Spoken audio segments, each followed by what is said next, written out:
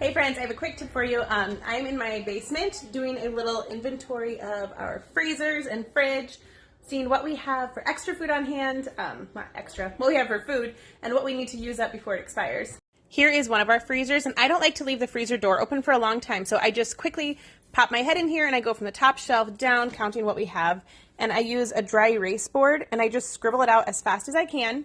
I try to stockpile when things are on sale. So yes, like gluten-free pizzas are incredibly expensive, but when I was able to get them sometimes like $3 to $5 off, I was able to buy a bunch of them at one time.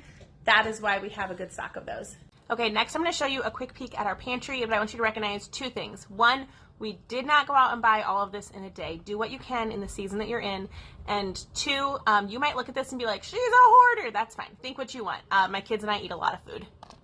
This particular room in our home is very unfinished. It was originally going to be a bathroom, and then we were like, you know what? We don't really need a bathroom. Then we used it to store a bunch of garage sale items, and it got so full we couldn't open the door.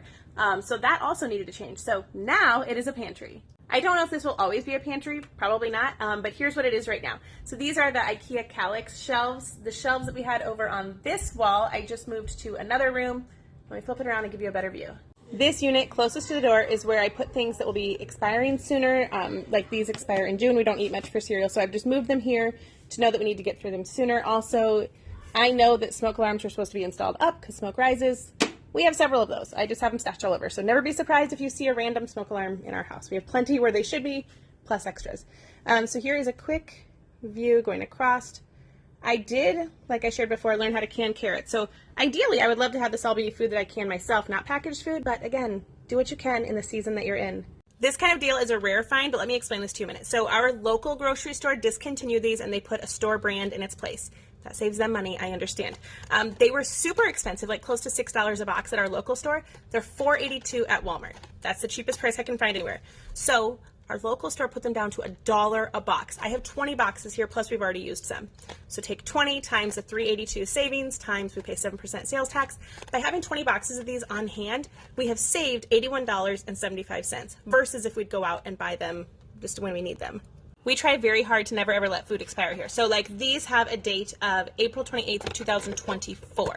So when I'm buying stuff on sale and good deals, I first make sure that it aligns with our diet, gluten-free, mostly dairy-free, always dye-free, and then that it's something we will actually eat.